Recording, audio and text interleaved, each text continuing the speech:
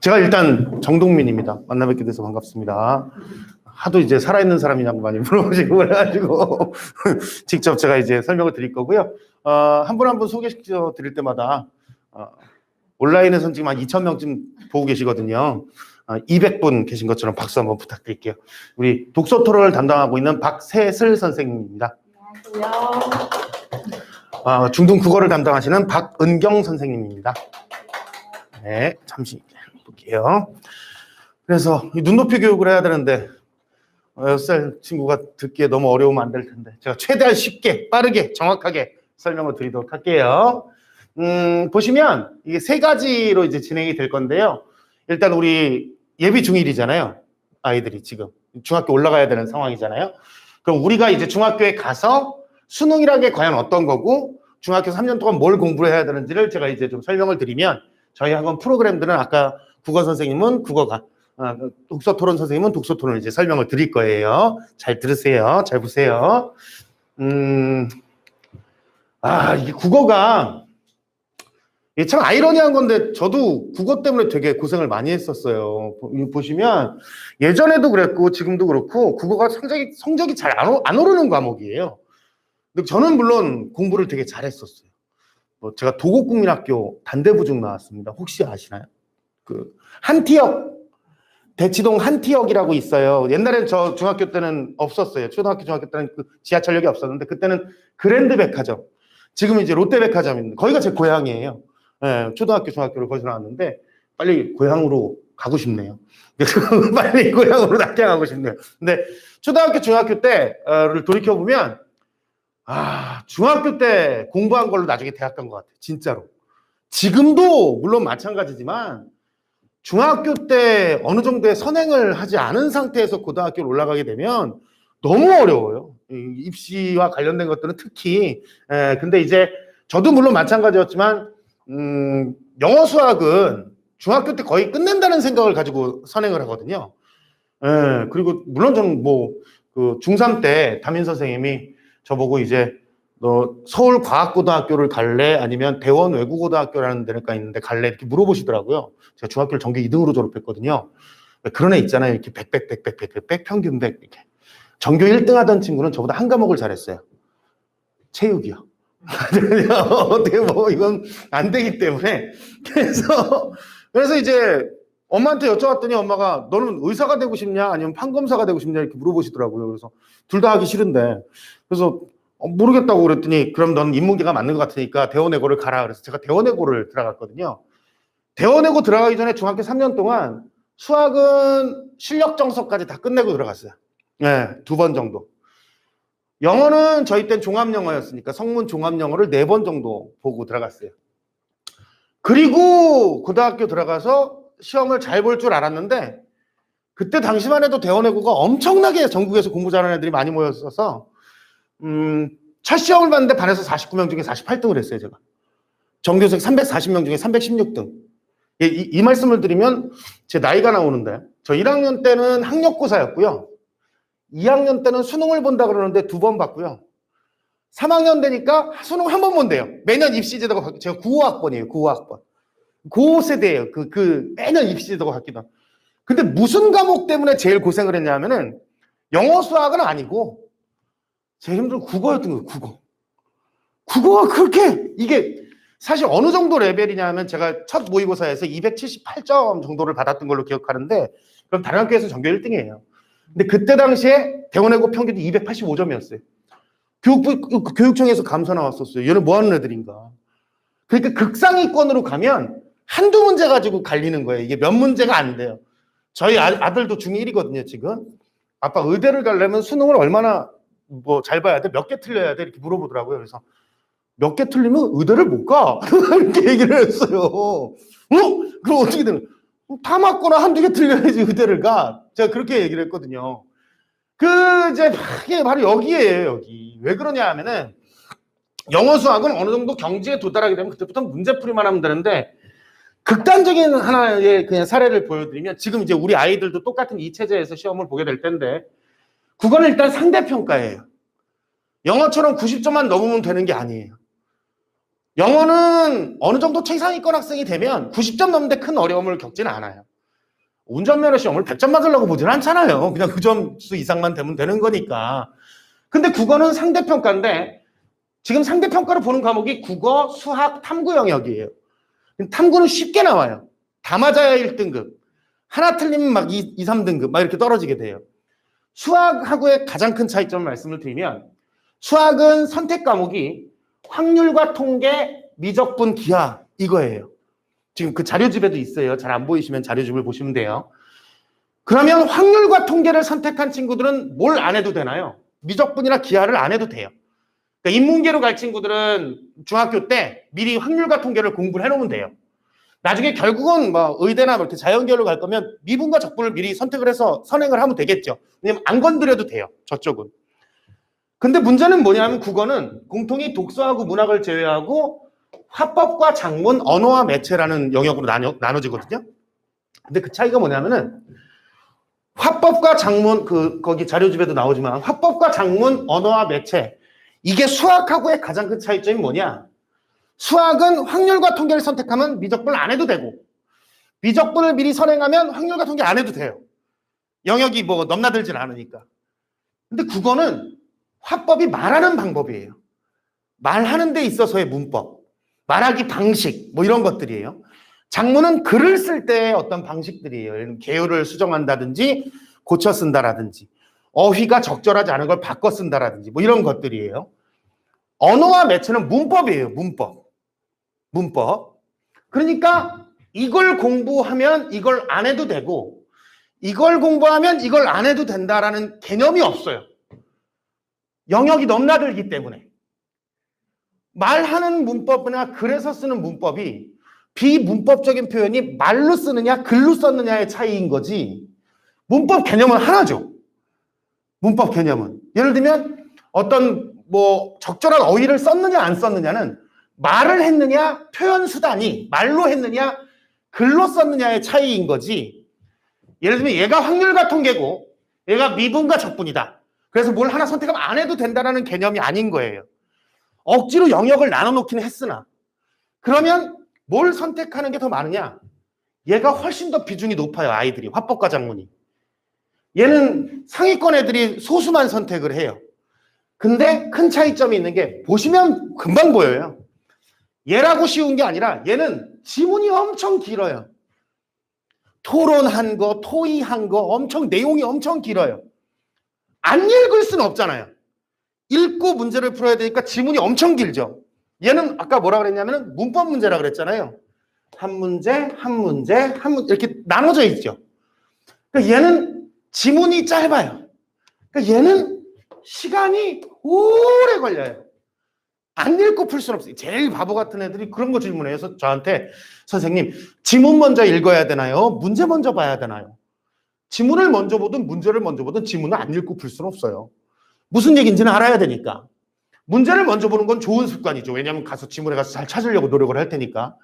그래서 얘는 지문이 적으니까 시간은 적게 걸리는데 외웠던 것들을 적용하고 하는 것들이 많기 때문에 난이도가 높아요. 난이도가. 그런데 문제는 얘가 딱 수학처럼 분리가 되는 게 아니라 개념적인 측면은 서로 공유하고 있다는 거예요. 이렇게. 국어의 문법이란 건 다른 게 없으니까. 그러니까 수학처럼 뭘 하면 뭘 안 해도 되는 개념이 아니라는 거죠. 억지로 나눠놓긴 했는데. 그러다 보니 수능 시험이 어떻게 나오고 있냐면은 억지로 선택 과목은 나눠놨는데 그걸 가지고 변별력을 확보하기는 쉽지가 않은 거예요. 특히 예를 들면 화법과 작문을 어렵게 내거나 뭐 언어와 매체를 특별히 어렵게 낸다면 그 선택 과목을 선택한 아이들의 유불리가 생기기 때문에 누군 유리하고 누군 불리하면 안 되잖아요. 그리고 아까도 말씀드렸지만 영역이 공통되는 부분이 있기 때문에 이걸 난이도를 조정하는 게 쉽지가 않은 거예요. 그러다 보니까 여태 수능을 보면 독서 이거는 이제 나눠지기 이전이에요. 문법, 독서 2020학년도 수능도 독서, 문법, 독서. 자, 뭐가 제일 많아요? 오답률이 높았던 문항들이 대부분 공통 영역인 독서 파트에서 어렵게 내는 거죠. 지금 2019년도 수능에서 제일 많이 틀린 문제가 31번 문제인데, 독서 문제인데, 오답률이 80%가 넘어요. 그러면 100명 중에 20명 이상은 80명 이상은 틀렸다는 얘기예요. 20명도 안 된다는 거죠. 다 맞은 아이들이. 그러면 보통 우리가 어떤 시험에서 어떤 문항을 찍었을 때 정답률이 한 25% 나오거든요. 그러면 차라리 찍는 게 나아요. 저런 거는. 확률상으로 봤을 때. 그러다 보니까 다음 해에도 마찬가지예요. 보시면.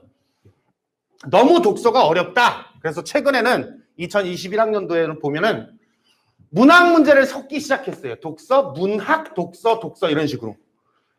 문학, 독서, 문법, 독서 이런 식으로. 그전까지는 없었던 거죠. 그전에는 다 독서 문제만 어렵긴 했는데 여기서 독서가 뭐냐 하면은 인문, 사회, 과학, 기술, 예술 이런 비문학적인 실용문들 있잖아요. 설문이나 논설문 같은 그런 어려운 글들을 말해요. 그러면 사회지문 같은 경우는 경제지문 같은 게 나오는데 제 친구가 한국은행 다니거든요. 서울대 경제학과 나와가지고 이번에 4일날 싱가포르 가요. 출장 파견 가는데 걔한테 풀어보라 그랬어요. 제가 성택이라고 제 친구가 있는데 야 너 이거 좀 풀어봐라 그랬더니 야 무슨 고등학생들이 이런 걸 읽고 푸냐고. 아니 우리나라에서 서울대 경제학과 나와가지고 경제학에 가장 뛰어난 애들이 가는 데가 한국은행입니다. 시험 보고서 들어가는. 그런데도 야 이걸 몇 개를 몇 분 내에 풀어야 되느냐 이렇게 물어보더라고요. 우리 때랑은 다르게 시간이 짧아졌거든요.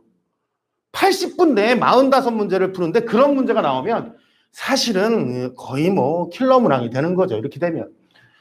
그래서 이제 문제는 독서 문항이 가장 어려웠었는데 최근에 이제 문학 부분들을 이제 어렵게 내고 있어요. 그렇다면 이제 우리 중학생들이 어떻게 공부를 해야 되느냐. 만약에 저한테 이런 국어 공부 방법을 가르쳐 줬다면 좀 수월했을 것 같아요. 저희 때 무조건 외웠으니까 상충곡 같은 거 기억나실 거예요. 아마 선생님은 몽둥이 하나 들고 들어와요. 왜요? 홍진의 무친분의 인의 삶이 어떠한가. 그러면 우리가 암묵적 합의가 있잖아요. 뒤로 올 거라는. 홍진의 너 이런 식으로 막 그렇게 하면 안 되는 거죠. 자 보시면 어쨌든 간에 비문학과 관련된 인문, 사회, 과학, 기술 이런 것들은 독해력이에요. 독해력을 향상시킨다는 건 최대한 시간을 줄일 수 있느냐가 관건이 되는 거예요. 빠른 시간 내에 읽어야 될 거 아니에요. 그리고 이거는 뭐하고 연결되겠어요? 문해력이라는 거하고 연결이 돼요. 문장을 해석하는 능력이 없으면 전체 글을 해석할 수 있는 능력이 떨어지겠죠. 그럼 문해력은 뭐하고 연결되느냐? 어휘력하고 연결이 돼요. 단어 뜻을 모르면 문장의 뜻을 모르겠죠. 저희 아들도 엄청 실수합니다. 엊그저께 온라인 강의에서 바이든의 협주곡을 들었다는 거예요. 그래가지고 야, 미국 대통령이 협주곡도 썼니? 그랬더니 하이든의 협주곡이겠지. 보통 그런 증상은 환갑이 넘어야 나오는 증상 아닙니까? 근데 요즘 애들은 지 머릿속에 있는 단어를 표현하는 단어하고 다르게 써요. 그리고 문장 속에 있는 그 단어 자체를 모르니까 문장 속에서 무슨 뜻인지를 몰라요. 문제는 얘는 시간을 줄이기 위한 독해력을 향상시키는 건 가장 간단한 방법은 양을 늘리는 겁니다. 많이 읽은 애들은 빨리 읽어요. 많이 읽은 아이들 지금이에요. 지금 우리 아이예요. 글 읽을 줄 알잖아요. 6살. 고3보다 우리 아이가 나아요. 고3도 똑같아요. 읽을 줄만 알아요. 무슨 뜻인지 모르고. 문제는 뭐냐 하면은 그럼 시간을 줄이는 건 양인데 여기 보시면 개념이라는 게 있죠. 개념. 얘는 양을 많이 읽는다 그래서 개념이 성숙되거나 하진 않거든요. 얘는 뭐냐? 사고력이에요. 이해력이에요. 이런 것들은 적용하는 능력이에요.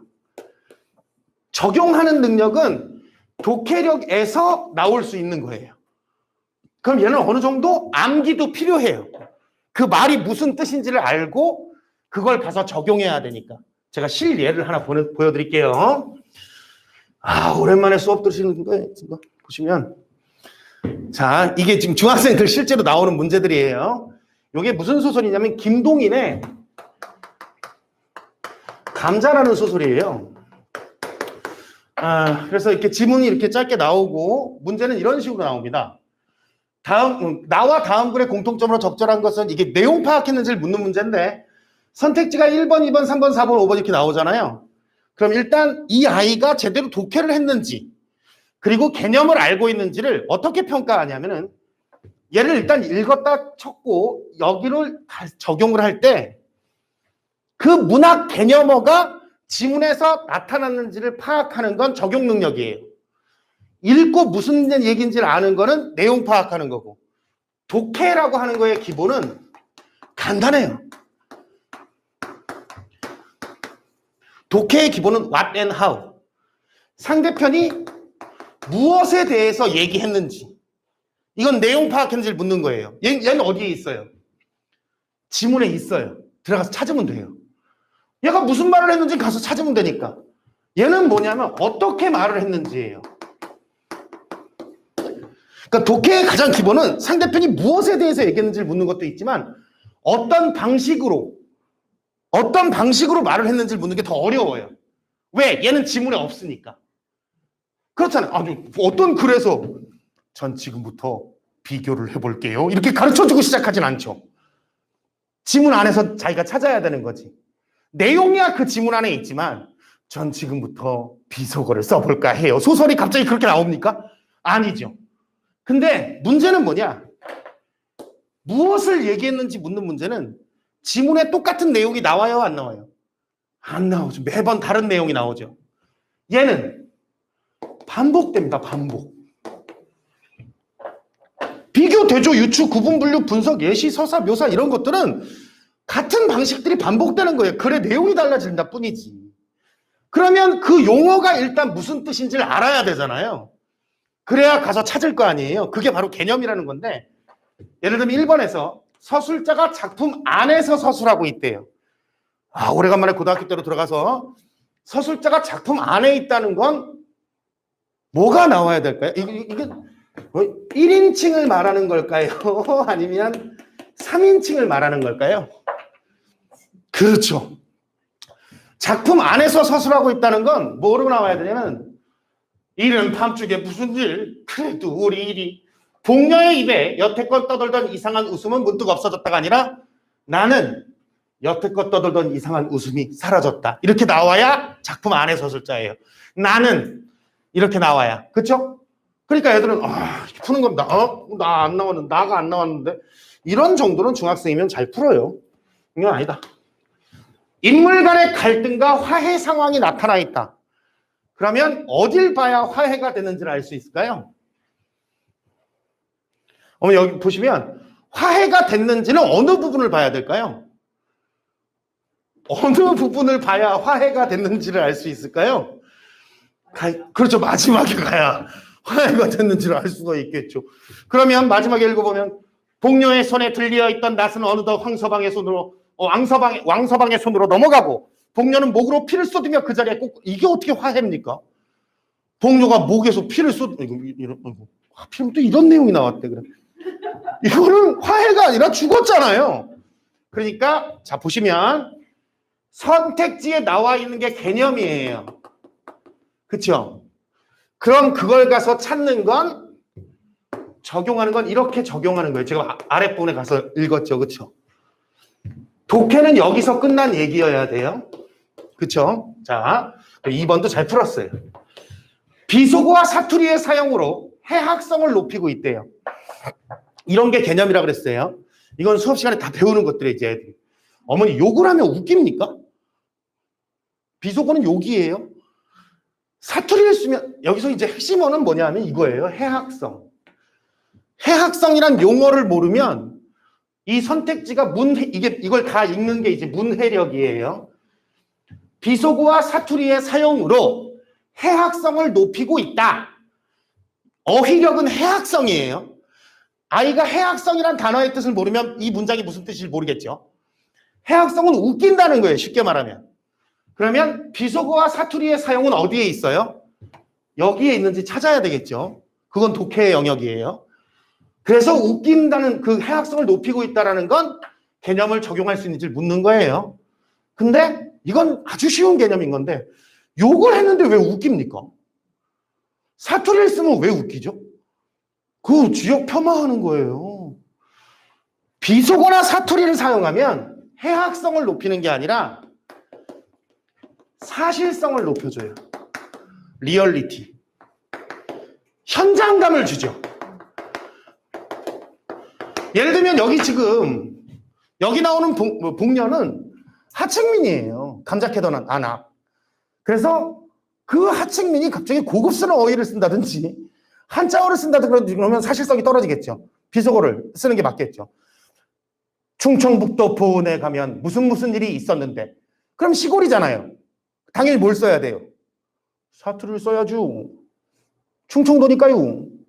그거는 현장감을 주고 사실성을 주는 거지 웃기려고 쓰는 게 아니거든요. 그러니까 이런 게 개념이에요. 그런 건 어떻게? 공부를 한 개념으로서 가지고 있는 거예요. 가서 찾는 거고. 그러면 3번도 아니겠네요.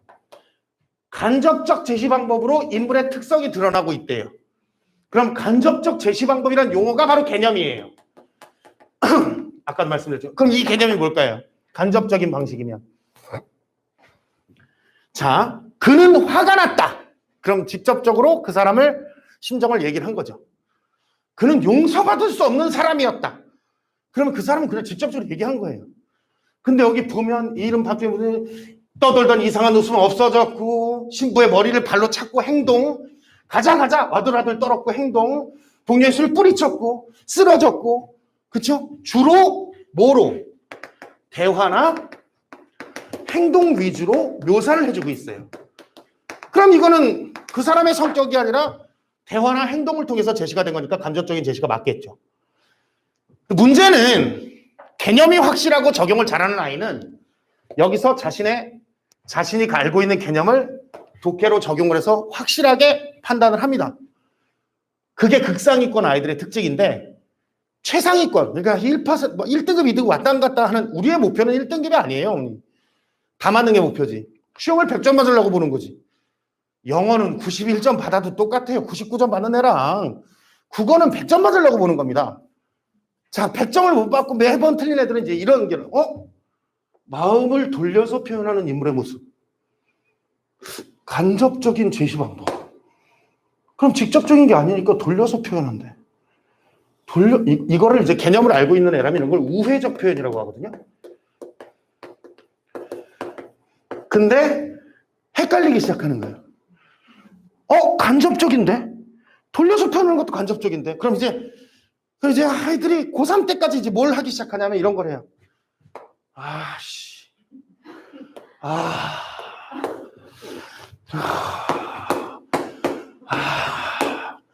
별표를 쳐. 인물의 특성? 인물의 모습? 주로 모습인 것 같은데. 일부분을 가지고 이게 자기 생각. 수능 국어는 1번부터 45번까지 아이의 생각을 묻는 문제가 없습니다. 지문에 나온 생각을 묻지. 그리고 나서는 아무리 봐도 5번인 것 같아요. 나중에 답은 몇 번이에요? 4번. 그럼 채점을 해. 그럼 병신! 이러면서 이 삼각형은 왜 이러는 걸까요? 이 삼각형은. 빨간 펜으로 막 삼각형을 막 엄청 자기가 처음에 맞았다 이거야. 억울하다 이거야. 내가 막 그러면서 삼각형을 엄청 뭐라 그럽니다. 제가 20년 수업했습니다. 애들. 대원외고 애들. 그럼 수능 시험지 나중에 다 걷어가는데 그럼 수능 시험지 걷어간 사람이 이 아이는 25번에서 굉장한 내적 갈등을 겪었구나 이러면서 무슨 뭐 위안과 위로를 줍니까? 뭐가 잘못됐느냐? 얘를 몰라서 그래요. 우회적 표현. 이까짓 것! 그러면서 자 가자오! 복녀가 가자! 이렇게 얘기하면 직접적인 표현이에요. 이걸 우회적으로 표현하면 밥은 먹었어요? 덥지 않아요? 무슨 말씀이신지 아시겠죠? 예를 들면 남녀가 있어요. 좋아하는 애인데 말을 못했어. 근데 여자애가 다른 남자애랑 여행을 간대. 가지마! 가지마! 이게 직접적인 표현이에요. 내일부터 비나 겁나 와라. 뭐 이런 게 돌려서 표현하는 거예요. 에이, 눈보라라 몰아쳐라 이렇게.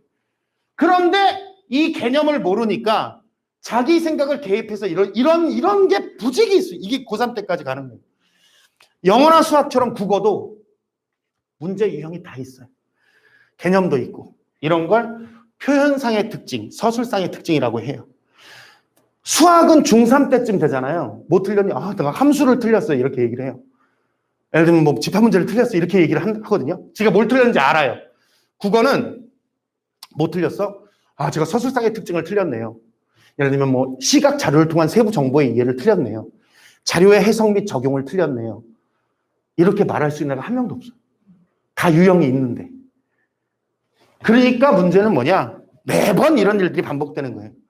자기 느낌대로 개념하고 느낌이 좀 좋든가. 뭐 직관이 좀 좋든가. 그런 게 없어요. 없는 상태에서 이런 일들이 벌어지기 때문에 국어가 어렸을 때부터 발목을 잡아서 나중에 수능 때까지 발목을 잡게 되는 겁니다.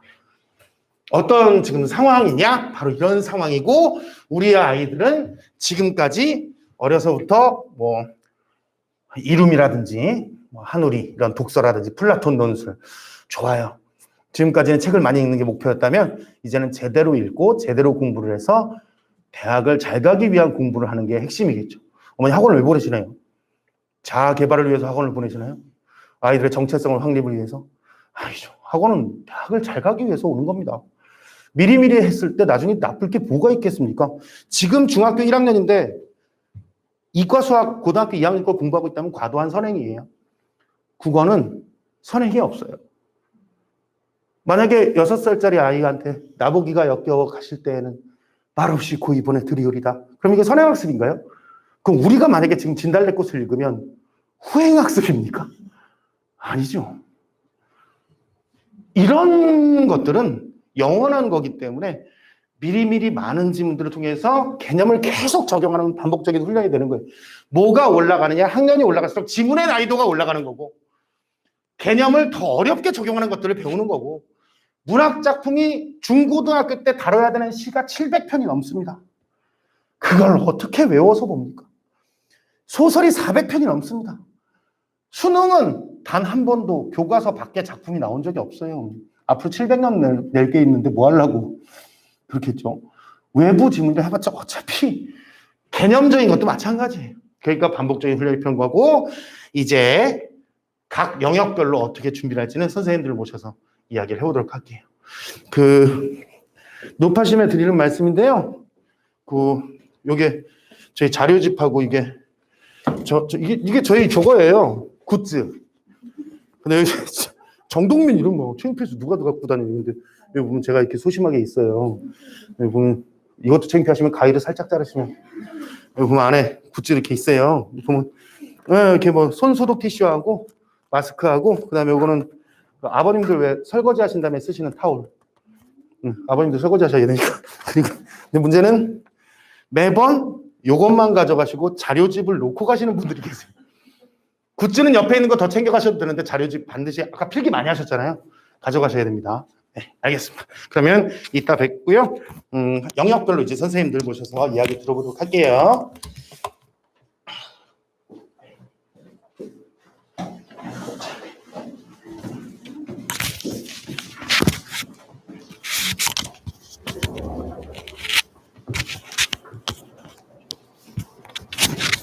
안녕하십니까. 중등국어 담당하는 강사 박은경입니다. 중등부 국어 프로그램 안내 이제 드리도록 하겠고요.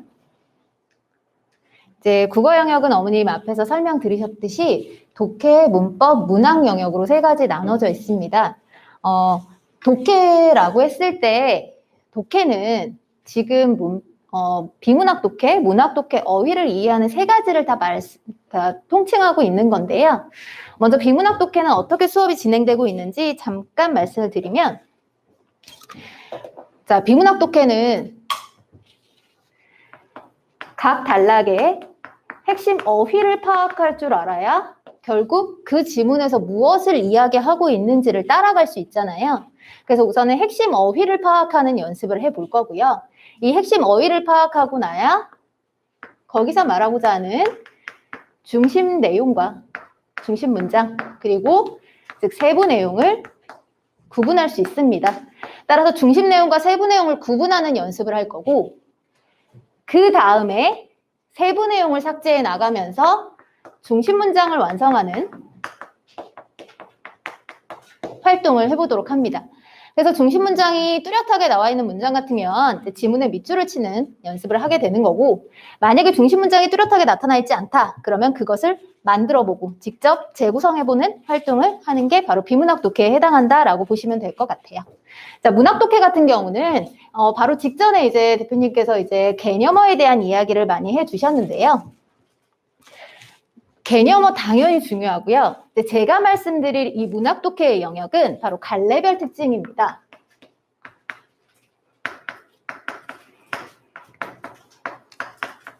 자, 문학이라고 했을 때 문학의 영역은 크게 시, 소설, 수필, 희곡, 그다음에 시나리오 포함해서 이렇게 극갈래가 있는데요. 문학 같은 경우 이제 문학 작품을 읽는다라고 하면 아이들이 그냥 흔히 문학은 소설이다 이렇게 받아들여요. 그래서 시를 읽든 뭐 수필을 읽든 소설을 읽든 읽었다라고 하면 스토리를 해야 된다라고 생각을 하는데, 우리가 시를 읽을 때와 소설을 읽을 때 크게 두 가지로 나눠볼게요. 시를 읽을 때와 소설을 읽을 때 읽는 방법이 다르다는 거예요. 그래서 시를 읽었을 때 무엇을 읽었냐라고 하면 여기서는 스토리를 파악하면 안 되는 거죠. 그럼 결국 시를 통해서 무엇을 읽어내야 되냐? 그것은 곧 시에서 말하고 있는 화자의 정서를 파악해야 된다라는 거예요. 즉 화자의 정서를 읽어내는 게 시에서 독해에 해당하겠죠. 결국 화자의 정서를 파악해야 되는 문제에서 이야기, 스토리, 인물 찾고 있다. 그러면 이제 그건 잘못된 독해에 해당하는 거예요. 그럼 이제 화자의 정서를 그럼 어떻게 찾아갈 거냐? 결국 이 정서를 찾는 게 최종 목적지인데, 그 정서를 찾기 위해서는 먼저 화자가 무엇에 대해서 말하고 있냐? 즉 시적 대상을 찾는 연습, 그리고 화자가 지금 어떤 상황에 처해져 있냐? 그 시적 상황에 대한 이해, 그래야 결국 화자의 정서를 찾을 수 있다라는 이것으로 넘어가게 되고, 곧 이게 말하고자 하는 시의 주제, 즉 우리가 읽어야 하는 게 되는 거죠. 자, 그런데 소설 같은 경우에는 정서를 파악한다? 그것도 잘못된 읽기라는 거죠. 자, 그래서 소설 같은 경우는 그럼 어떻게 읽어야 되냐? 당연히 소설에서는 누가 나오는지, 인물이 중요하고, 그 인물들 간에 벌어지는 사건이 중요하고, 그 사건이 벌어지는 배경이 중요하죠. 이 세 가지를 먼저 파악할 수 있느냐라는 게 가장 먼저 중요한 독해에 해당하겠고, 이 인물들 간의 관계, 그리고 사건이라고 하면 그 인물들 간의 관계에서 벌어지는 갈등, 그 갈등의 유형, 앞에서도 잠깐 설명했듯이 그 갈등의 시작과 그 갈등의 해소, 그 과정을 읽어내는 게 결국 소설에서는 바람직한 읽기가 되는 거죠. 그래서 정서를 파악하는 읽기냐, 아니면 인물들 간의 관계, 인물들 간의 갈등, 그다음 인물의 특성을 읽어내야 되냐, 각각 읽어내야 되는 게 다르다라는 거예요. 그래서 문학 독해는 각 갈래별로 읽어야 되는 방법이 다르기 때문에 갈래별 특징에 대한 수업이 당연히 먼저 이루어지겠고, 그 갈래별로 얘기하면 여기 다시 정서 잠깐 얘기해 드릴게요. 이 정서를 아이들이 제일 선생님 그 그리움이래요. 까지 여기가 됐으면 그 다음부터 이야기하는 게, 근데 왜 자꾸 지교법을 자꾸 문제를 풀어요? 지교법 너무 지겨워요. 이렇게 얘기를 하고, 선생님 왜 자꾸 시를 공부하는데 왜 자꾸 심상 얘기는 왜 자꾸 하는 거예요? 이렇게 얘기를 하는데, 우리가 소설을 읽을 때 비유법 공부하고 있으면 잘못된 공부죠. 시를 공부할 때는 자꾸 문제마다 비유법을 찾으라는 문제가 나와요. 왜 그럴까? 결국 시에서는 화자의 정서를 드러내기 위해서 앞에서 잠깐 설명했던 시적 상황, 시적 대상을 구체적으로 드러내기 위해서 결국 심상이나 다양한 비유, 그리고 상징적인 의미를 활용하게 되는 거란 말이죠. 자, 그래서 그 부분들에 대해서 각각 비유에는 어떤 표현법이 있고, 상징에는 또 어떻게 상징을 읽어내야 되는 것이 있고, 우리가 기존에 사용하고 있던 관습적인 상징은 무엇이고, 이 시 안에서 이 시인이 만들어낸 개인적인 상징은 무엇인지, 그런 것들을 하나씩 짚어가면서 개념을 이해하고 그 다음에 각 작품에 적용해보는 활동을 저희가 이제 수업 시간에 문학 독해로 진행을 하게 됩니다. 자, 그 다음 마지막으로 문법인데요. 문법은 아이들이 가장 어려워하고 학교 시험에서도 자신의 점수를 결정하는 가장 중요한 이제 영역이기도 합니다. 근데 이제 문법에서 제가 이제 드리고 싶은 말씀은 이제 기존 교육과정하고 비교했을 때 문법은 참 많이 빠져 있어요. 그러니까 기존의 중등교육과정에서 다루었던 문법을 먼저 말씀드리면 단어라고 하면 이제 먼저 형태소, 단어의 짜음에 해당하는 뭐 합성어, 파생어 이런 것들이 다 기존 교육과정 안에서는 중학교 2학년 때 다루어졌던 거고요. 또 이제 문법 요소 같은 경우도 구체적으로 말씀드리면 우리말의 주요한 특징인 높임 표현, 그 다음에 뭐 부정 표현, 아이들이 정말 많이 어려워하는 사동 표현이나 피동 표현 같은 이런 것들도 다 중학교 2학년 때 진행이 됐던 문법 요소인데요. 다 빠져 있습니다. 하지만 이게 지금 중등교육과정에서 빠져 있다고 해서 우리말 문법에 빠져 있냐? 그건 아니잖아요. 결국에는 배워야 되는 부분이고 결국에는 고등학교 올라가자마자 바로 시험 보는 영역입니다. 또 아주 중요한 것 중에 하나인데 바로 의문의 변동이에요. 수능 단골 문제고요. 아이들이 많이 어려워하는 부분이기도 합니다. 이 의문이라는 부분이 지금 의문의 개념에 대해서는 중학교 3학년 때 나오고 이 의문의 변동에 해당하는 부분이 이제 고등학교 1학년 영역으로 넘어갔는데 원래는 이 의문의 변동도 1학년 때 의문 체계를 중학교 1학년 때 의문 체계를 외우고 중학교 2학년 때 이 의문의 변동을 배우게 되어 있었어요. 교육과정상. 근데 다 빠져 있어요. 근데 결국에는 해야 되는 영역인데 결국 그럼 얘를 언제 하냐? 고등학교 1학년 올라가서. 근데 선생님들 같은 경우도 이제 고등학교 올라가면 이제 학교 선생님들께서 의문의 변동을 시험을 내지만 내가 이번에 폼사랑 같이 내겠다. 단어의 형태소지만 문법 요소랑 같이 내겠다. 해서 시험 범위를 그냥 그렇게 잡아주시면 아이들은 그때부터 공부를 해야 되는 거예요. 그러면 이제 3월에 입학을 해서 적응하는 것도 힘든데 그때부터 이제 막 뭐 비문학, 뭐 고전문학, 뭐 처음 보는 작품부터 막 해야 되는데 이것까지 해야 되면 시간이 너무 없죠. 그래서 문법이 정말 제가 강조하는 건 어렵다라기보다는 시간이 없다라는 게 더 큰 것 같아요. 그래서 중학교 때 미리미리 공부를 하지 않으면 고등학교 올라가서 수학 한 문제 풀 시간이 부족해지는, 영어 단어를 외워야 되는 시간이 부족해지는 그런 상황이 생기는 게 바로 국어의 문법인 것 같아요. 하지만 내가 상위권 주요 대학으로 가기 위해서는 또 포기할 수 없는 부분이 언어죠. 문법이죠. 왜냐하면 이제 그 2021학년도 3월 모의평가를 보면 1, 2등급의 대다수의 상위권 학생들이 언어와 매체를 선택했다라는 비율이 높다라는 통계가 나와 있잖아요. 그래서 이 언어와 매체, 특히 상위권 주요 대학을 이제 생각하는 학생들 입장에서 이 언어와 매체에서 이 문법을 간과할 수가 없는 부분이 되는 거예요. 그래서 그 부분에서 미리 준비해야 된다라는 점 말씀을 드리고 이 형태소 부분, 문법 요소 부분, 의문의 변동 부분 비록 빠져 있지만 저희 이제 저희 교육과정, 정동민 교육과정 안에서는 지금 1학년, 2학년, 3학년 그리고 1학년에 했던 부분 다시 2학년에 했던 부분 다시 3학년에 또 반복적으로 학습이 된다라는 말씀 드립니다. 그래서 폼사 같은 경우도 이미 아이들이 2과정 때 배웠지만 이제 3과정 때 단원평가 때 한 번 더 시험을 봤고요. 4과정 때 또 이제 교육과정 안에 넣어놨기 때문에 이게 2과정, 3과정, 4과정으로 이어지는 학습을 할 수 있을 거라고 기대하고 있습니다. 여기까지 이제 간단한 문학, 문법, 독해에 대한 설명이었고요. 이제 다음 과정이 4과정이잖아요. 4과정 같은 경우는 이제 조금 이번 좀 길어졌죠. 그래서 이번 4과정 좀 길어지긴 했는데 먼저 이제 모든 1과정을 제외하고 2, 3, 4, 5과정에는 모든 과정에 내신 수업이 포함된다라는 점 말씀드리고 이번 4과정에 이제 과천 문헌중, 그다음에 과천중 모두 2학기 중간고사 시험이 예정되어 있기 때문에 4주에서 5주 정도 학교 시험 일정에 따라서 내신 수업이 진행될 예정입니다. 자, 그리고 이제 작품 선정은 저희가 이제 그동안 이제 교육과정상 이제 필수 작품을 선정해서 자체 제작 교재를 만들고 있고요. 어머님들께서 제일 궁금해하시는 부분이 바로 그럼 테스트를 어떻게 진행하고 우리 아이가 그동안 1과정 동안, 2과정 동안 각각 공부를 어떻게 했는지 확인을 하고 싶은데 그 부분은 그럼 어떻게 진행이 되냐 하는 부분이에요. 그래서 그 부분에 대한 예시를 보여드리고 싶어서 저희가 지금 저희 그 자료집에는 없는데 저희가 이렇게 한번 화면으로 한번 띄워드릴게요. 자, 지금 이 복습 테스트는요.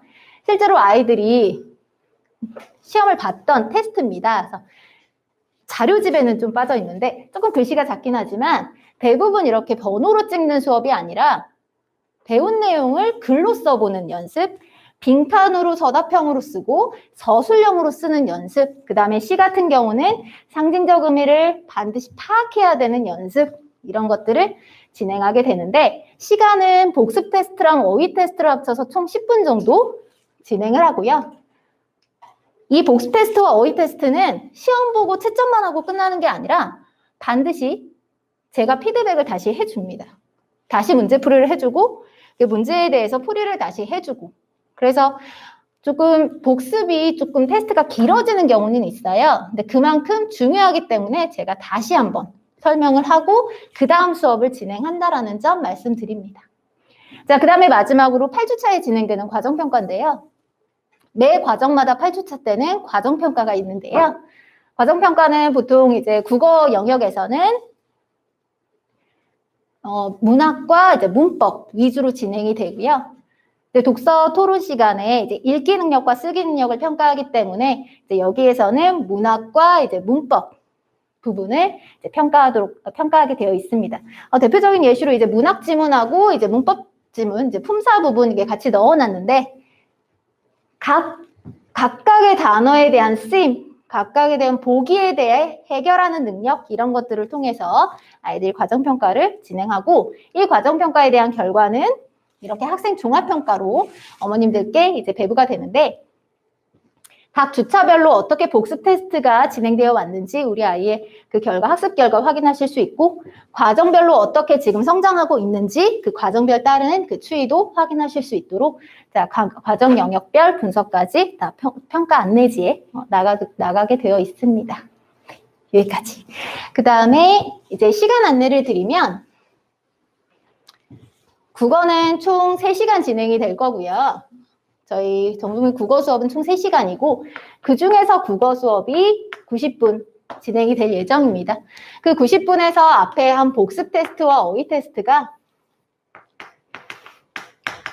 본 테스트가 한 10분에서 한 15분 정도 진행이 될 예정이고요.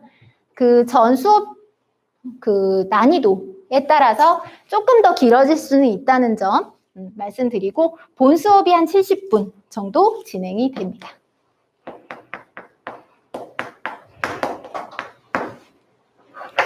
자, 이렇게 해서 아이들 이제 국어 수업은 진행이 되고요. 혹시 더 궁금하신 점 있으신가요? 숙제량은 이제 저희 교재 자체가 이제 동민국어라고 해서 이제 본교재에 해당하는 그 과제가 있고요.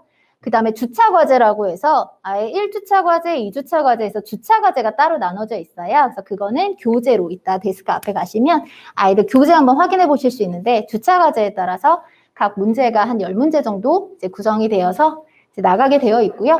그것뿐만 아니라 이제 어휘, 암기해야 되는 부분이 있어요. 아까도 말씀드렸다시피 아이들 독해 능력에 있어서 어휘가 아주 중요한 부분을 차지하는데 그 어휘에 대한 학습 향상은 그래서 어휘 같은 경우는 이제 매 주차마다, 매 회차마다 외워서 암기해야 되는 부분이 있어서 아까 어휘 테스트 잠깐 넘어가는 것 같은데 어휘 테스트까지 진행이 되면 어휘 테스트 하나, 그다음에 주차 과제 하나, 그다음에 동민국어 같은 경우 이제 수업 시간에 문제 풀이가 되는 경우도 있지만 그렇지 못한 경우에 나머지 문제들 풀어오는 것까지가 과제에 해당합니다.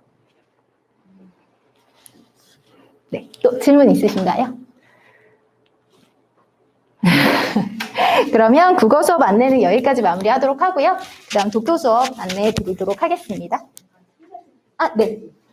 원래는 시소설 공부는 시소설 위주로만 하는 거.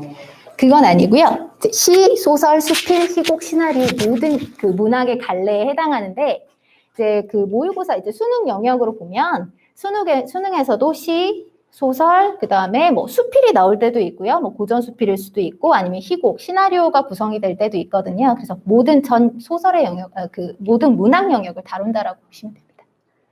네. 감사합니다.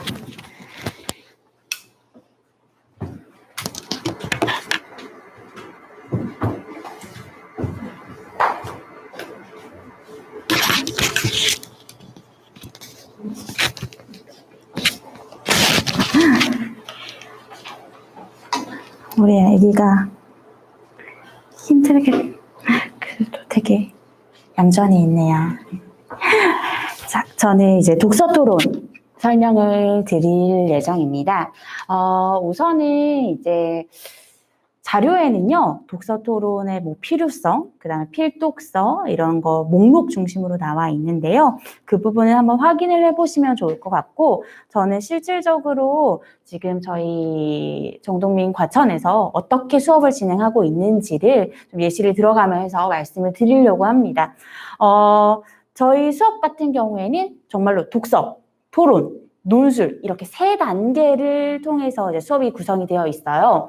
우선은 이제 교육과정과 연계된 필독서를 바탕으로 이제 도서를 선정을 하고요. 그리고 그 도서를 읽어온 거 내용을 바탕으로 저랑 이제 수업 시간에 그 주제로 다양한 주제들이 사실 나올 수가 있겠죠. 책을 한 권을 읽었을 때 아이들이 감명 깊게 읽은 부분도 다를 것이고 또 생각이 다른 부분들도 충분히 많이 있을 수 있으니까요. 주제는 다양한 주제들을 거의 한 주, 1주에서 2주. 지금 예비 중일 같은 경우에는요. 지금 이 팜플렛을 한번 보시면은요. 지금 예비 중일 지금 여기 다 예비 중일 어머님들이셔서 예비 중일만 딱 설명을 드릴게요. 예비 중일을 보시면 도서가 총 4권이 있습니다. 5주 수업에 4권이 있는데요. 이 중에서 고릴라는 핸드폰을 위로해 이 부분 같은 경우에는 약간 양이 돼서 2주에 걸쳐서 읽습니다. 그리고 이제 중2, 중3으로 넘어갈수록 이제 2주에 한 권을 읽는 식으로, 그러니까 그 말은 주제 자체도 좀 더 깊어지기도 하고 그 다음 읽어야 되는 양도 많다라는 의미겠죠. 이제 많은 어머님들께서 이 정도 분량이 되면 그래도 한 주에 한 권 읽는 게 맞지 않느냐. 다른 학원 같은 경우에는 한 주에 한 권씩 읽는데 라고 이제 말씀을 하시는데요. 사실은 많이 읽는 것도 굉장히 중요하지만요. 정확하게 읽는 거가 굉장히 중요하거든요. 지금 제가 중등 수업을 진행을 하다 보면 아이들이 딱 장면을 말을 했을 때 그 지점만 기억을 해요. 그러니까 어떤 사건을 이야기를 하면 뭐 장화홍련전을 중1이 얼마 전에 읽었는데요. 거기 계모에 아들이 호랑이에게 물리잖아 라고 했을 때 그 책에 호랑이 일러스트가 한 장이 크게 나와요. 그 장면만 딱 떠올리고 그 전후 사건을 전혀 기억을 하고 있지 못합니다. 장화홍련 저도 아이가 6살이라서 이제 선생님이 우리 애들한테 이런 동화를 얘기를 했어. 그래서 이거랑 지금 이 장화홍련전이랑 한번 비교를 한번 해볼까라고 얘기를 해도 아이들은 자기가 읽은 내용에 있어서 모두가 알고 있는 그냥 뭐 엄마가 어렸을 때 얘기해줬던 그 내용 이상으로 기억을 하지 못하고요. 자기가 알고 있는 내용이라고 판단하면 훨씬 더 빠르게 대충 읽습니다. 그래서 사건을 딱 말을 했을 때 사건의 흐름이 전개가 되면서 내용이 모두가 좀 이제 기억이 나고 이렇게 해야 되는데 정보를 제대로 파악하는 능력 그리고 필요한 정보를 추출하는 능력이 우리 아이들이 좀 많이 부족해요. 그래서 그런 부분들에 대해서 제대로 읽는 연습을 좀 많이 시키고 있고요. 사실 제가 수업이 우리 중1, 중2, 중3 다양한 클래스들이 있는데 어느 타임에 들어가서 제가 누구에게 어떤 질문을 던지고 그 아이가 어떤 대답을 했는지에 따라서 수업의 목적과 내용이 달라집니다. 그러니까 책을 읽은 아이가 주체가 돼야지 수업을 준비한 제가 주체가 되면 안 되기 때문에 아이들이 어떻게 읽었고 어떤 부분이 부족했고 읽기가 좀 됐다라고 한다면 사고 영역으로 들어가고요. 그래서 이제 토론과 쓰기로 진행이 되고 만약에 아이들이 제대로 객관적으로 읽어내지 못했다라고 한다면 책으로 다시 들어갑니다. 그래서 사실은 교재가 굉장히 열심히 준비를 해서 만든 교재가 있기는 한데 간혹 가다가 보면은 좀 깨끗한 부분이 있어요. 그래서 제가 어머님께 전화를 드려서 어머니 오늘 우리 아이가 책을 어떻게 읽었기 때문에 제가 오늘 어떤 수업을 했습니다. 라고 이제 말씀을 드리거든요. 그래서 아이들에 따라서 아이들의 성취에 따라서 좀 유연하게 수업이 진행이 된다는 점 말씀드리고 싶고요. 특히나 이제 어휘 부분 같은 경우에는 우리가 국어사전을 달달달달 외울 수가 없잖아요. 그러니까 맥락상 어휘를 추론하는 것이 필요한데 책을 통해서 가능해집니다. 그래서 아이들에게 이 부분에서 이 문장이 이 단어가 무슨 단어인지를 혹시 알고 있느냐라고 하면 읽은 책인데 파악을 못하는 경우들이 많아요. 그래서 맥락을 보고서 추론하는 연습을 좀 진행을 하고 있고요. 그 다음에 객관적으로 이 선행과제라는 부분에 있어서는 사실은 책의 내용을 정확하게 읽었는지를 판단하는 문제들이 주를 이룹니다. 그래서 그 부분에서 정확하게 파악을 했고 그다음에 그 부분에서 제가 체크를 하면서 피드백을 하면서 제대로 읽었구나 못 읽었구나가 보이거든요. 그래서 그걸 바탕으로 수업의 방향성이 좀 많이 바뀌는 편이고요. 또 그 후에 이제 논술과 디베이트를 진행을 하는데요. 사실 이제 초등학교 지금 6학년이잖아요. 우리 아이들이. 그러면 자기 주장이 굉장히 강한 때잖아요. 근데 근거는 없죠.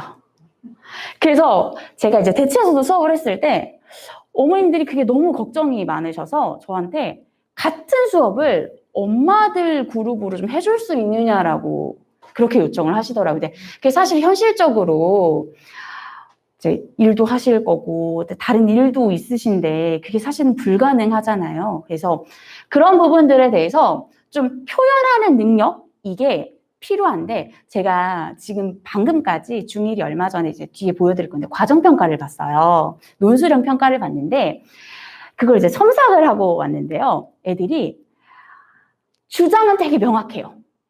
자기 주장을 너 위에도 쓰고 가운데도 쓰고 막 끝에도 쓰고 주장 땅땅땅 말을 하는데 근거는 하나도 없어요. 근데 애들이 왜 그러냐? 일단은 설득해야 되는 이유를 몰라요. 내가 왜? 나는 내 의견이 이렇다는데? 그러면은 당연히 내가 이렇게 말을 했으면 엄마는 소위 우리가 말하는 이제 개떡같이 말해도 찰떡같이 알아듣는다 이런 것처럼 내가 이렇게 말하면 엄마는 당연히 내 의견을 알아야지 엄마니까 이런 게 이제 사회가 확장이 되고 중학교에 올라가도 똑같은 마인드로 올라간다라는 거죠. 그래서 설득을 해야 되는 이유. 그러면 어떻게 설득해야 되느냐? 어떤 것들을 가지고 왔을 때 뒷받침이 될 수 있느냐? 이런 부분들에 대해서 사실은 먼저 말하기를 통해서 진행을 하고 있고요. 그리고 쓰기를 통해서 정확하게 표현할 수 있는 능력을 같이 보고 있습니다. 그래서 토론에서는 제가 사실은 이 예비 중1 그리고 중1 친구들에게 가장 강조하는 건 경청이에요. 정말 안 듣잖아요. 그러니까 듣는 연습을 하지 않으면 중2, 중3, 고등 올라가서는 정말 제멋대로 문제를 해석하는 경향성이 도드라지게 나타나거든요. 그래서 서로 다른 의견에 대해서 좀 파악을 하고 이해를 하려는 노력을 좀 많이 시키고요. 특히 토론을 할 때 제가 틀렸다라는 표현은 잘 쓰지는 않아요. 정말 객관적인 상황을 제대로 이해를 못했을 땐 틀렸다라고 표현을 하지만 그렇지 못한 상황에 대해서는 조금 더 생각해보자라고 하면서 힌트를 주면서 방향성을 제시를 하면서 아이들이 스스로 뽑아낼 수 있게끔 많이 지도를 하고 있고요. 쓰기 같은 경우에는 이제 중등 올라가면요, 그 수행평가가 다 쓰기예요. 그래서 애들이 선생님 이거 어떻게 써야죠? 분명히 배웠거든요. 그러니까 국어 시간에도 주장하는 글쓰기를 배웠기 때문에 수행평가가 주장하는 글쓰기인데 다시 와서 물어봐요. 그러니까 객관식으로 판단하는 것과 실제로 쓰는 거는 많이 다르다라는 거죠. 그래서 어떻게 써야 되는지 어떤 구성이라던가 개요 짜는 방법이라던가 이런 부분들을 좀 확인을 하고 있고요. 그리고 이제 우리 점점 올라가면서 이제 생기부 이런 부분들을 고려한 수업들이 진행이 되고 있습니다. 그리고 지금 현재 6학년부터 그 대입이 이제 아시겠지만 서술형, 논술형 평가가 이제 추가가 될 수 있다라고 나와요. 그러면 정말로 쓰는 능력이라는 게 굉장히 중요하다라는 건데 대다수의 아이들이 근거를 솔직히 검색하면 답은 다 나오잖아요. 자기 견해 yes or no 누가 뭐 말을 못해요. 여기서 지금 상위권과 하위권을 가르는 기준, 그리고 더 나아가서 사회에 나가서 얘를 인재가 아닌지를 구분하는 거는 정보를 얼마나 정확하게 내가 추출할 수 있는가, 그 수많은 정보들 중에서 필요한 정보를 조합할 수 있는가, 이걸 바탕으로 내가 새로운 걸 창출할 수 있는가거든요. 아웃풋이 되어야 되는데 아이들이 내 견해가 곧 아웃풋이라고 착각을 하고 있다는 거죠. 그래서 수업을 할 때는 그런 부분들을 제가 다룹니다. 제가요, 어머님들 대입 논술도 진행을 했었고요. 제가 작년까지 12년간 대입 논술을 진행을 했었고요. 뿐만 아니라 편입, 그 다음에 심지어 공무원분들은 승진 논술 시험을 봐요, 어머님들. 그런 부분들까지 제가 다 논술은 다 건드리는 사람으로서 이게 다른 이제 친구 저희 아이도 있으니까 친구 어머님들이 자꾸 물어보세요. 아, 우리 애가 지금 초등인데 이거 논술 해야 되는데 나 추천 좀 해달라. 그래서 이제 말을 하는데 많이들 하잖아요, 논술. 그래서 혹시 문제 보셨나요, 언니? 문제 아이들 쓴 걸 보면 근거 하나도 없는 문장만 쓰고 있어요. 근데 그거를 첨삭이 제대로 안 되어지고 있거든요. 이게 뭐가 문제인지 내가 이 부분에서 어떤 것이 추가가 되어야 되는지까지가 나와야 되는데 사실은 그냥 이제 학습지를 채웠냐 안 채웠냐 중심으로 이제 내용이 나와서 제가 조금 말을 하는 게 좀 곤란한 부분들도 있었거든요. 그래서 제가 어떤 식으로 첨삭을 진행하는지를 말씀을 드릴게요, 어머니. 저는요, 띄어쓰기 맞춤법 물론 중요하죠, 어머님. 근데 저는 독서 토론 강사이기 때문에 논리 부분에, 사고 부분에 중심을 둡니다. 우선은 지금 중2 건데요. 중2 같은 경우에는 지금 이게 읽은 책이에요. 읽은 책, 위대한 동물원에 있는 텍스트를 뽑아 발췌를 했고요. 신문기사, 그 다음에 비문학을 함께 두면서 가와 나의 공통점 서술하고 이런 현상 극복하기 위한 방안을 다를 참고하여 서술하시오. 제가 이 문제를 읽어드리면 어머님께서 우리 아이가? 라고 하시는데 풀 수 있어요. 배웠으니까요. 가와 나의 공통적인 상황을 쓰고 얘를 극복해야 된다라는 말은요. 추론해야죠. 제시문 가와 제시문 나를 바탕으로 공통의 문제점이라는 것이 있다라는 의미거든요. 이걸 파악했는지 이거는 제가 이게 시험 문제라서요. 거기에다가 기재하지는 않았고, 네, 있습니다. 그래서 이 두 부분에 대해서 공통적인 문제상 그냥 있는 그대로 문제를 이해하는 것이 아니라 문제 안에 숨겨진 의도까지도 파악하는 것들을 연습을 하고요. 그래서 이 부분을 아이들이 실제로 난도가 조금 있어요. 예비 중1 같은 경우에 조금 난도가 맞춰서 진행이 당연히 될 예정이고요. 이거를 글을 아이가 씁니다. 첫 번째 문장 보시면 제가 읽어드리고 잘 안 보시면서 가와 나의 공통점은 이라고 시작을 해요. 어떻게 써야 되는지 정확하게 알고 있고요. 그 다음에 이 문제를 해결하기 위해 원인 파악해야 된다는 것도 이 아이는 알고 있습니다. 그래서 원인 썼고요. 그 원인을 내가 어떻게 소거하고 보완할 수 있는지에 대해서 자기 나름의 방향을 해결이 이렇게 긴 게 맞아요, 어머님들. 다른 아이들 같은 경우에 문제 분석하고 상황 요약하는 것만 여기까지예요. 그래서 뭘 써야 되는지를 내가 명확하게 파악하고 그 목적에 맞게 글을 쓰는 것. 그래서 이렇게 첨삭이 이루어지고 있고요. 이 부분에 대한 과정평가까지 진행을 합니다. 그래서 토론 같은 경우에는 우리 예비 중1 친구들 같은 경우에 실제로 막 어떤 정식적인 토론 이런 것도 있지만요. 좀 때에 따라서는 좀 많이 아이들의 어떤 성취에 따라서 좀 다양한 형태의 토론들이 이루어질 예정이에요. 나와서 발표를 하기도 하고요. 이제 1대 다 해가지고 제가 1, 아이들이 한 팀을 이뤄서 저를 비판하고 저는 방어하는 그런 식의 토론 수업도 많이 진행을 하고 있습니다. 그래서 경청과 그다음에 제대로 읽는 연습 그리고 이런 것들이 쌓여서 결국 다독이 될 수 있게끔 하는 부분들을 저는 지도를 할 예정이고 지금 그렇게 하고 있습니다. 혹시 더 궁금하신 사항 있으실까요? 네네. 저는 쓰기는 집에서 숙제로 해서 아니요, 어머니 와서 해요. 그러니까 직접 집에 가서 쓰면은요, 아이들이 그냥 뭐 엄마한테도 의견을 묻고 엄마도 곤란하고 이런 부분들이 있어서 실제 쓰기 수업은 이제 와서 평가를 보고 수업 시간에 이제 평가를 보고요. 이거는 사실 어머니들 그 수행평가에서도 그렇고요. 대입 논술의 축소판이에요. 그리고 상위권, 최상위권, 진짜 서울대, 연고대의 면접은 논술형 면접을 봐요, 어머니들. 그래서 그런 부분들을 조금 더 대비를 하면서 좀 다양한 영역과 연계를 하는 식으로 쓰기를 진행을 하고 있습니다. 그리고 이 유형 같은 경우도 아이들이 그 과정에서 가장 많이 했던 유형, 충분히 풀 수 있는 유형을 선택해서 하기 때문에 충분히 할 수 있습니다. 네. 또, 독서 토론 같은 경우 아이들마다 독서력이나 글쓰기 능력이 되게 네. 편차가 크잖아요. 네, 맞아요. 수업이 어떻게 가는지 그게 어떻게 나눠서 이루어지나요? 이게 사실 어머니들 그 편차가 큰데요. 근데 이제 이게 어떤 부분에서 편차가 큰지, 어떤 부분에서 공통의 문제점을 보이는지를 좀 확인을 할 필요가 있어요. 그러니까 어머니께서 많이 질문하시는 게 이거예요. 우리 애는 말은 잘하는데 쓰기가 안 돼요 라고 말씀을 하세요. 근데 정말 죄송한 말씀인데 말도 제대로 안 되는 거예요. 그 말을 되게 유창하게 하고 있어 보이는 표현들을 활용을 해서 아이들이 이제 소위 말 잘한다는 아이들이 그런 특징들을 보이고 있는데 실제로 근거가 있느냐라고 따져봤을 때 근거 없고요. 그 다음에 아이가 쓰는 그 어휘가 다른 상황에서 적용할 수 있는지 못해요.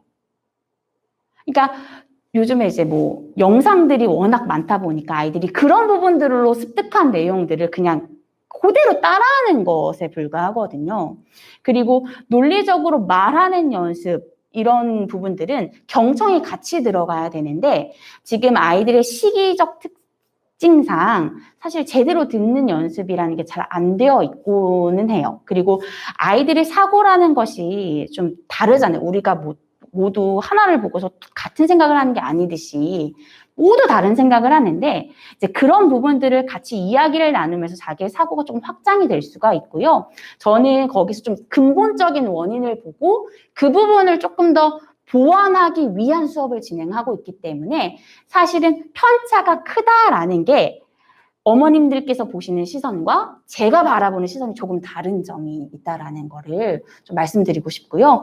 그 부분은 제가 첫 수업을 하고 나서 이제 상담 전화를 드릴 때 말씀을 드려요. 첫 수업할 때 사실은 좀 크게 볼 수 있는 내용들을 다루거든요. 그걸 보면 어느 정도 보여요, 어머니. 저는요, 이건 약간 다른 얘기인데, 제가 신성고에서 수업을 할 때, 신성고 애들 8명이 수업을 하는데, 제가 이제 글을 첨삭을 하면서, 야, 근데 니네 4명이랑 얘네 4명이랑 이렇게 나뉜다. 니네 좀 섞어서 토론을 할 필요가 있다라고 제가 얘기를 했더니 애들이, 무슨 무당, 전 기독교거든요. 무당이냐고. 왜? 그러니까 진짜로 그렇게 4명 토론 동아리가 갈린다고 하더라고요. 그러니까 글을 보면 그만큼 아이의 성격이 보여요. 성향도 보이고요. 막 하나에 꽂히는 아이, 그 다음에 뭐 근거 없는 아이, 자기 주장 강한 아이, 잘 안 듣는 아이 이런 게 다 보여서 사실은 제가 첫 수업을 통해서 이번 과정의 목표는 무엇입니다 라고 어머님들께 다 말씀을 드립니다. 네. 또, 네. 아직은 그래도 초등학생이라 사실 독서 토론도 더 중요하다고들 말씀들도 네네네. 생각하는데 여기는 그래도 국어 학원이잖아요. 네. 그래서 이 비중이 어느 정도 그러니까 국어 그 어떤 내신이라든지 네네네. 분야와 비중은 어떤지 수업에서 이거 어떻게 좀 네. 지금 일단 국어가 90분이 진행이 되고요. 독서 토론도 마찬가지로 90분 진행이 됩니다. 그래서 사실은 이제 내신 아까 말씀하신 부분 같은 경우 중2, 중3만 시험이 있잖아요. 그래서 그 부분 중2, 중3 올라가서는 내신이 같이 끼는 거고요. 예위 중1과 중1은 지금 독서 토론 쪽에 조금 더 비중이 두면서 수업을 진행을 하고 있고요. 그다음에 사실 독서 토론 같은 경우에는 뭐 아이가 이제 커가면서 뭐 난도가 엄청나게 달라진다 이런 거는 사실은 없잖아요. 어떤 읽는 실력에 따라는 달라질 수는 있지만 사고의 흐름, 사고력 같은 경우에는 이제 꾸준히 향상을 시켜야 되는 부분들이 있어서 독서 토론을 진행을 할 때는 제가 이제 이 90분 동안 사실 뭐 쓰기를 하는 때도 있고요. 그다음에 토론을 진행할 때도 있고, 그다음에 아니면은 정말로 미리 준비를 시켜와서 발표를 하는 경우들도 있습니다. 그래서 아이들이 각자 자신이 이 책에 대해서 읽었을 때 어떻게 생각하는지, 근데 사실 요즘 아이들이 그 자기 주관적 독해를 워낙 해서 객관적으로 읽어내지를 못하거든요. 그래서 사실은 이번 과정이 3과정 같은 경우에는 저는 중1 수업을 할 때 거의 책을 다시 같이 읽는 그런 연습을 좀 많이 했었어요. 그래서 그런 부분들은 이제 어머니께서 걱정하시는 것처럼 독서 토론 제대로 읽는 연습에 조금 더 주안점을 둘 예정이고요. 그래서 제가 사실 토론이나 이런 부분들을 좀 많이 강조를 안 드린 것이 좀 읽기 중심으로 진행될 가능성이 좀 크기 때문에 네, 그렇습니다. 궁금하시면 이게 소수의 장점이죠. 소수의 장점으로 궁금하신 건 다 이제 물으셔도 됩니다. 그럼 여기가 국어 학원이긴 네. 한데 또 독서 토론 전문 학원이 또 따로 있잖아요. 네네네. 여기서 진행되는 독서 토론 수업이 뭔가 정동민만의 뭔가 그런 게 있는지 아니면 그냥 독서 토론 수업은 다른 학원이랑 그냥 비슷한 방식으로 진행된다 이렇게 생각하면 될까요? 그 차이점이 어머니 약간 좀 오만해 보일 수 있는데요. 접니다. 제가 지금 약간 이렇게 자랑 아닌 이제 신뢰를 좀 드리자고 한다면 제가 지금 강사 경력이 12년인데요. 일단은 아까 말씀드렸다시피 이제 대입 중심으로 많이 진행을 했고요. 이제 대치나 이런 데서 초중등을 많이 했습니다. 그리고 제가 지금 여기 그 고등학교를 어머니들 안양, 과천, 의왕, 수원, 그 다음에 안산 이쪽에서 출강을 안 해본 학교가 없어요.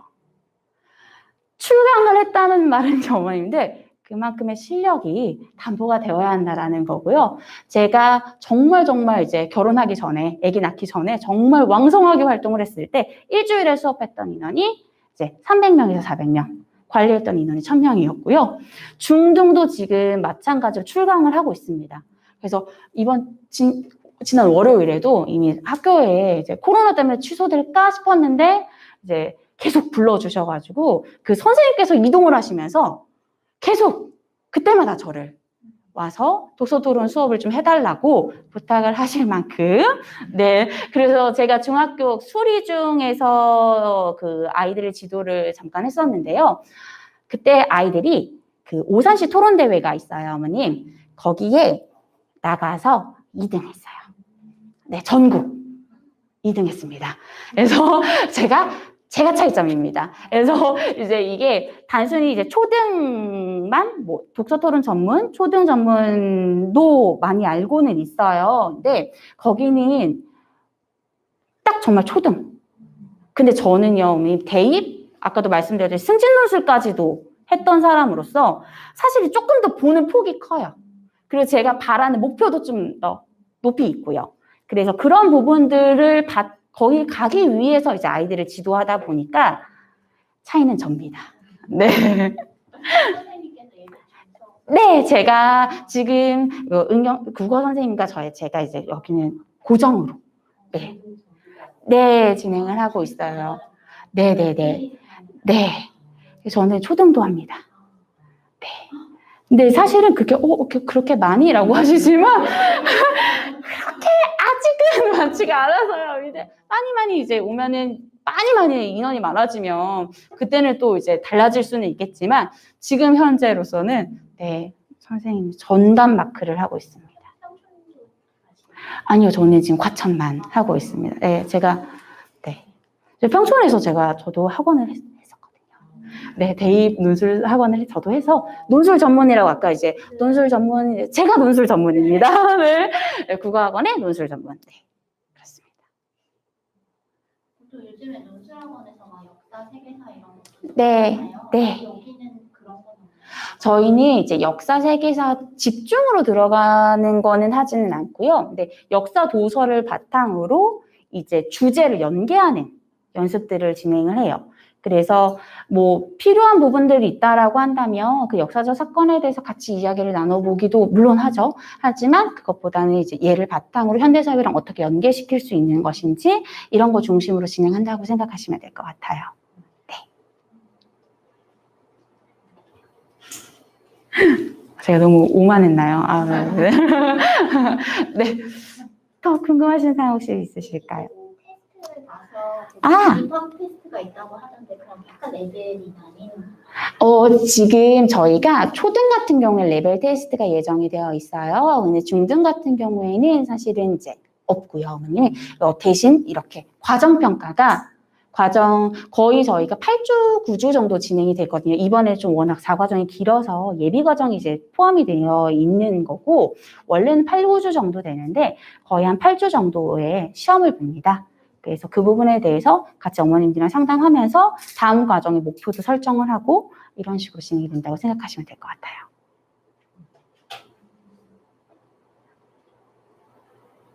쓰기는 네. 매주 있나요? 아니요, 이렇게는 매주 있으면 아이들이 도망가고요. 이걸 이제 과정평가 때 이렇게 긴 글쓰기가 진행이 되고요. 그다음에 중간중간에 정말 좀 필요한 글쓰기가 있다라고 한다면 이제 원고지 글 쓰는 연습을 진행을 하고는 있어요. 근데 제가 중1 수업 진행을 할 때는 최대한 글쓰기는 좀 뒤에 있어요. 긴 글쓰기는. 아이들이 거의 보통 쓰기를 싫어하고, 근데 뭐 말하기나 이런 부분들도 어려워하고 있는 상황에서 쓰기까지 진행을 하는 거는 아이들이 나 진짜 국어는 아닌 것 같아라는 생각을 하게끔 할까봐 최대한 좀 어르고 달래서 글쓰기를 진행을 하고 있고요. 네, 그래서 초반에는 제대로 읽고 그거를 말로 발표하는 연습을 좀 많이 할 거예요. 예비 중일 과정은 원래 4과정에서 시작해요. 네, 예비 중1은 지금 중3이 예비 고1로 편입이 되면서 이렇게 세대 교체가 이루어지고 있는 거거든요. 그래서 사실 4과정이긴 하지만 예비 중1은 첫 스타트이기 때문에 당연히 그 부분을 맞춰서, 수준을 맞춰서 진행을 할 예정입니다. 그래서 시간표 같은 경우에는 지금 이 팜플렛 보시면, 네, 거기에 예비 중1 밑에 이제 시간표가 나와 있습니다. 3시간 수업 구성이 되어 있고요. 네, 일단은 다 개설되어 있고 이제 등록만 하시면 네. 뭐 인원수 이런 거. 인원수는 예비 중일 같은 경우는 지금 6명 정원이고요. 그다음에 이제 그 위로 올라가서 이제 8명. 고등은 조금 더 인원이 되죠. 그래서 거의 예비 중일은 6명, 그다음에 중1, 2, 3은 8명 기준이라고 생각을 하시면 될 것 같아요. 혹시 결석하는 경우 보강은 어떻게 해요? 결석을 하게 되면 다른 타임 보강이 가능합니다. 네, 그래서 만약에 그 타임이 막 마감되지 않는 이상은 보강이 가능하고요. 네. 근데 제가 수업 자체를 좀 맞춰서 진행을 하고 있는 스타일이라 어쩌다가 이제 보강 이런 거는 상관없는데 막 갑자기 막 왔다 갔다 이렇게 하면은 아이에게 사실 좋지가 않아서 네. 그러면 그 과제는 책 읽어보는 거. 책을 읽어오고 책을 정확하게 읽었을 때 충분히 서술할 수 있는 선행 과제가 있고요. 그다음에 예비 중1 같은 경우에는 아까 국어처럼 중심 문장 찾는 거라던가 이런 부분들이 조금 앞에 같이 수록이 되어 있어요. 그래서 아이들 이제 비문학 문제 풀듯이 조금 그걸 이제 주관식으로 서술하는 것들, 이런 문제들. 내용의 기준에서 그 비문학 같은 경우에는 아예 무관하고요. 그냥 연습하는 거 제대로 중심 내용 파악할 수 있는지 연습하는 거고, 그다음에 책 내용과 연계된 서술형 문제가 좀 몇 가지 있어요. 네. 그래서 처음에는 쓰기가 몇 시간 이루어진다고 하셨었나요? 아니요. 쓰기는 몇 시간까지는 아니고요. 거의 제가 이제 2주에 한 번 하려고 노력은 하고는 있는데 아이들의 상황을 좀 봐야 될 것 같아요. 그러니까 쓰기를 좀 즐겨하는 아이들 같은 경우에는 당연히 쓰는 거가 이제 최종 목표이기 때문에 같이 진행을 하지만 아닌 아이들을 끌고 가면은 사실 아시다시피 이제 하려던 것도 안 하잖아요. 그래서 조금 그런 부분들은 속도를 맞춰야 될 것 같습니다. 쓰기는 일단은 과정에서는 무조건 들어가기는 한다라고 생각하시면 되고요.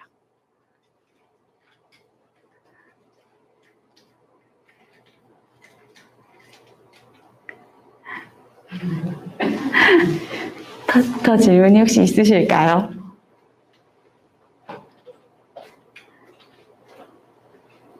아까 책이 한 주에 한 권인데 조금 긴 책 같은 경우는 네.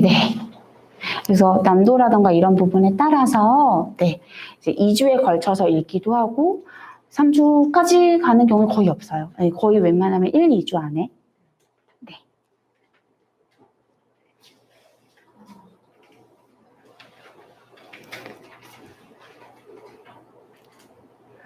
네, 그러면은 혹시 더 궁금하신 사항 있으시면 이제 나가서 질문을 더 해주시면 감사할 것 같습니다.